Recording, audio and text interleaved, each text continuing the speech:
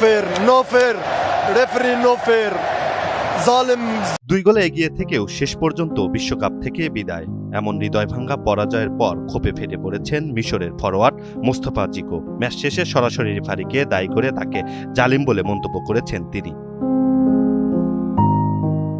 আটলান্টায় অনুষ্ঠিত বিশ্বকাপের শেষ 16 ম্যাচে 80 মিনিট পর্যন্ত 2-0 গোলে এগিয়ে ছিল মিশর। তখন কোয়ার্টার ফাইনালের স্বপ্ন দেখছিল আফ্রিকার দেশটি, কিন্তু শেষ কয়েক মিনিটেই অবিশ্বাস্যভাবে ঘুরে দাঁড়ায় বর্তমান বিশ্ব চ্যাম্পিয়ন আর্জেন্টিনা। টানা 3 গোল করে 3-2 ব্যবধানে জয় তুলে নেয় আর্জেন্টিনাররা।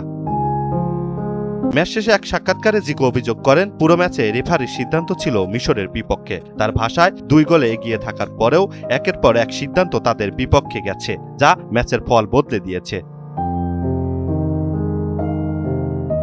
এমনকি জিকো বিদ্রূপ করে বলেন, রেফারিং দেখে মনে হচ্ছে আর্জেন্টিনার আরও একটি বিশ্বকাপ জয়ের জন্য আগাম অভিনন্দন জানানোই যায়। গ্রুপ পর্বে বেলজিয়ামের সঙ্গে নিউজিল্যান্ডকে হারানো এবং ইরানের সঙ্গে সমতা করে নকআউটে উঠেছিলেন মিশর। তবে শেষ 16 নাটকীয় পরাজয়ে শেষ হয়ে যায় তাদের বিশ্বকাপ যাত্রা। রেফারিং নিয়ে জিকোর বিস্ফোরক মন্তব্য এখন বিশ্ব ফুটবলে নতুন বিতর্কের জন্ম দিয়েছে।